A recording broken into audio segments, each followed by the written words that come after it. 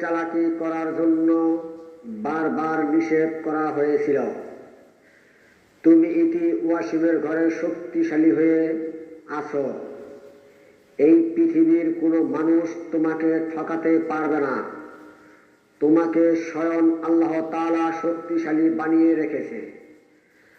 তুমি ইতি মানুষ নামের অমানুষদের সাথে হাত মিলিয়ে কখনো ওয়াসিমকে ঠকানোর চেষ্টা করো না। যদি তুমি ওয়াসিমকে ঠকানোর চেষ্টা করো, লেবেজধারী অমানুষগুলোর সাথে হাত মিলিয়ে তাদের কথাবার্তার মধ্যে ধোঁকায় পড়ে গিয়ে, তাহলে কিন্তু তোমার সম্মান নষ্ট হয়ে যাবে এই সমাজের মধ্যে। কারণ তুমি ইতি একটা আগুন, ওয়াসিমও একটা আগুন। তুমি যদি ইতি চালাকি করে ওয়াসিমকে ঠকাতে চেষ্টা করো, নিভাতে চেষ্টা করো, তাহলে ওয়াসিম কিন্তু নিভবে না। ওয়াসিম হলো আগুন, জ্বালিয়ে পুড়িয়ে সব কিছু ছাই করে ফেলতে পারবে। কারণ তোমাকেও আগুন বানিয়ে রেখেছে, ওয়াসিমকেও আগুন বানিয়ে রেখেছে। এই সমাজের কিছু মানুষ দুটি আগুনকেই একটা ঘরের ভিতরে রেখেছে আল্লাহ তাআলার 30 পারা পবিত্র কোরআন দিয়ে। এই পবিত্র কোরআনের কারণে তুমি ইতি শক্তিশালী হয়েছো এই সমাজের মধ্যে।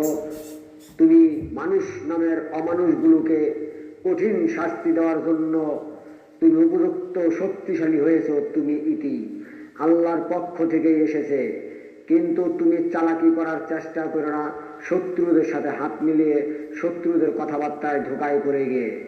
যদি তুমি শত্রুদের সাথে হাত মিলিয়ে ধোঁকায় পড়ে যাও, তাহলে ওয়াসিম কিন্তু জ্বালিয়ে পুড়িয়ে সব কিছু ছাই ছাই করে ফেলতে চাইবে। আর ওয়াসিমের বদনাম বের হয়ে যাবে, সেই সাথে তোমার বদনাম বের হবে নতুন করে। কিন্তু এই বদনামের মাধ্যমেই আবার একটি সমাধান আসবে, সেই সমাধানের কোনো মূল্য থাকবে না। এই কথা বারবার ওয়াসিম বলেছিল। তাই চালাকি তুমি ইতি আর করো না শত্রুদের সাথে হাত মিলিয়ে। যদি তোমার কিছু করতে মনে চায়, তাহলে ওয়াসিমের সঙ্গে কথাবার্তা বইলে সব কিছু মিট করার চেষ্টা করবা। অবশ্যই তাহলে আল্লাহর রহমত ওই জায়গায় নাজিল হয়ে যাবে। আর চালাকি প্রতারণা করলে আল্লাহর গজব ওই জায়গায় সৃষ্টি হয়ে যাবে। কারণ চালাকির জিনিস কখনো ভালো থাকে না, চালাকির ফল কখনো ভালো হয় না।